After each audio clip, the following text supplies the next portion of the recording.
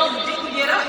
And I'm dressed, I'm like, get up, you gotta get out of here. And they're all crying, they got their teddy bears, they're moving slow, and I'm just like, you gotta get out of this house.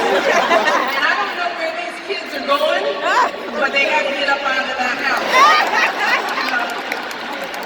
So you got tears, and I'm pushing people out the freight elevator, and my kids are crying, I don't know where they were going. I mean, all of that was happening. The staff is crying, tears. And you have to do the inauguration. Well, then we have to meet the Trumps. The Trump show up, you know? And I didn't want to go out in front of that first, you know, and greet them with tears in my eyes because people would think I was crying for other reasons.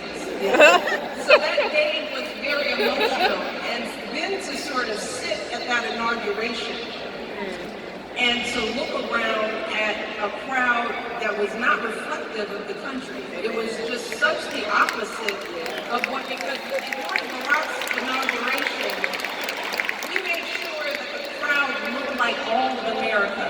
You know, having the Tuskegee Airmen, having civil rights folks, having folks who have marched, and, you know, you can look out at this crowd and you can see America, all of it.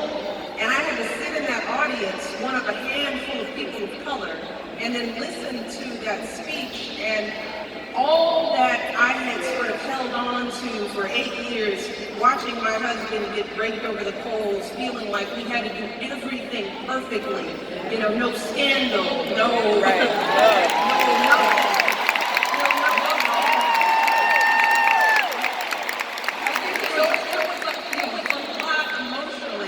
By the time I got on that plane, it was a release. It was a release of 8 years of having to try to show up as we all know we have to do. We have to show up not only perfectly, but a little bit better than perfect to be considered people. And it was an exhaustion of 8 years of that. I wonder if you look back on the 8 years, because I think history will write such a different, they will have a different take on how it's being portrayed in the news now. And I wonder what it's like for you to sit and watch everything that you and President Obama built seemingly being torn down or dismantled simply because the two of you did it. Not because there's a better alternative sometimes, but just because it was an idea of the Obama administration. You know, people ask me that question all the time, and I can honestly say that our upset isn't over our legacy. You know, we weren't there to instill our legacy. We were there to do a job on behalf of the country. Barack didn't pass health care because we needed health care. He passed health care because millions of Americans didn't have health care. You know, it was never about us. So what saddens me is what it's doing to the country as a whole.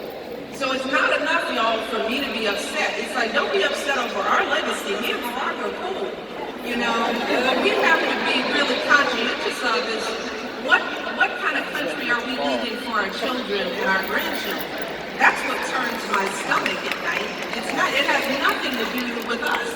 You know, because when you're the commander-in-chief of the leader and the leader of the free world, the job is not about you. You know, it's not about your feelings, your emotions, and that was something I was so proud of Barack.